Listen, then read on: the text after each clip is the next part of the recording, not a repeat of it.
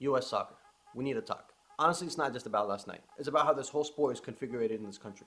How do you get to the point where you still need a draw in the last game of CONCACAF qualifiers, which in my opinion are the easiest in the world?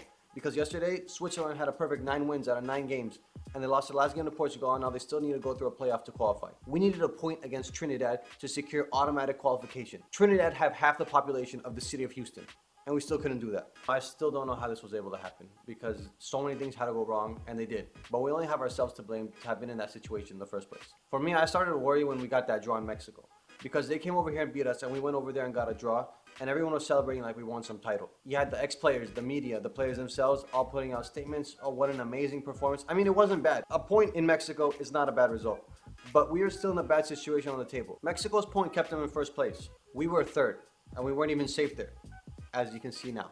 But you had people reacting like we made it to Russia. So no, we definitely don't have a winning mentality as a country. And some people say that's due to not having promotion relegation in MLS.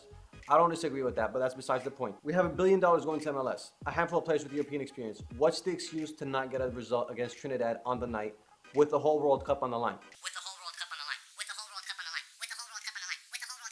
No, we're being too soft because we're still treating ourselves like we're this new developing country. You know, oh, this isn't our main sport. We're still kind of new to this. No, we're not. We've been to several World Cups now. Why does it sound so unrealistic to be undefeated at home or to beat Mexico in their stadium?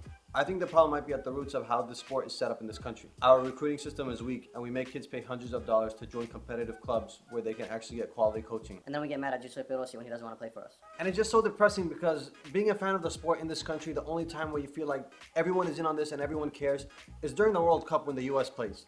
2014 was amazing. The game against Portugal, the game against Belgium, you really felt like we're moving towards being a football nation. And now we have to wait another 4 years for that to happen again. If we make it. Who knows? We'll probably be saved by that stupid expansion system. Anyways, now that my misery is out of the way, I'd like to congratulate the rest of the nations that qualified. And luckily for me, I've got 1/4 something else in me, so the rest of you might want to go to Ancestry.com, see what you have in you. That wasn't a sponsorship deal, by the way. Damn, I'm gonna hit them up and tell them to pay me, though. That would have been good.